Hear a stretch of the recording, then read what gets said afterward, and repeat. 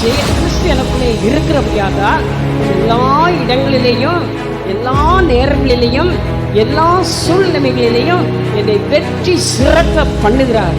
வெற்றியுள்ள வாழ்க்கையை உங்களுக்கு தந்திருக்கிறாரா இல்லையா? இப்போதைக்கு பார்க்காதீங்க, பிரச்சனை மறையும். இது நித்தியமானது இல்லை. இந்த பிரச்சனை அனித்தியமானது. இந்த வலி நித்தியமானது அல்ல. இந்த வலி அனித்தியமானது. சுகம்தான் உங்களுக்கு நித்தியமானது. பிரச்சனை நீங்கி இளைப்பாறுதல் தான் உங்களுக்கு நித்தியமானது.